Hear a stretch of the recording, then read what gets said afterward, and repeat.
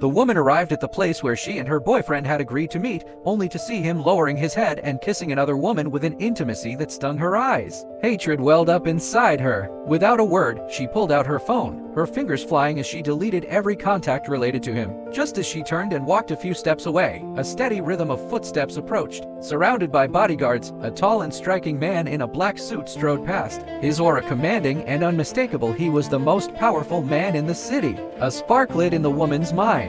With a resolute expression, she stepped forward to block his path, her face set with the determination of someone who had burned her bridges. She made a gesture suggesting romance, expecting to be ignored. Instead, the man inclined his head ever so slightly. The next second, his arm slipped around her waist, pulling her close as he kissed her against the wall. At that very moment, her ex-boyfriend happened to pass by. His steps faltered when he saw them. Recognizing the man's identity, the shock on his face instantly shifted to unease. He opened his mouth, but no words came, and in the end, he looked away in humiliation. Watching her ex shrink back so pitifully, the woman felt a rush of satisfaction, her thirst for revenge urging her further. The next morning, she put her clothes back on, intending to end this relationship born of retaliation. But then a text message from her ex lit up her phone, laced with veiled threats. She sneered at the screen, then turned and sought out the powerful man again, this time nodding her agreement to be with him. When she returned with the man to the apartment complex where she had once lived with her ex, she saw the fear in her ex's eyes, his utter inability to strike back. It was then she truly understood how small he really was. The following day at work,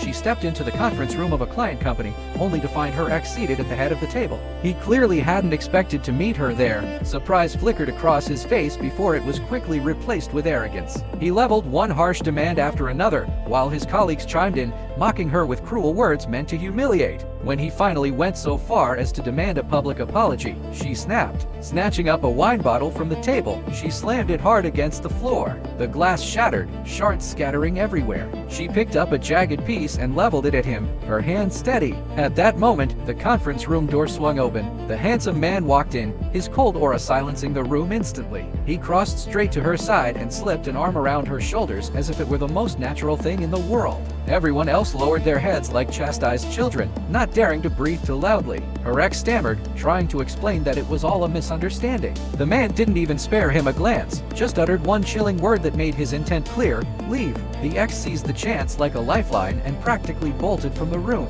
Leaning into the man's embrace, the woman gazed at him at the way he stood there, fierce and unyielding, shielding her without hesitation, and her heart tangled with a storm of emotions.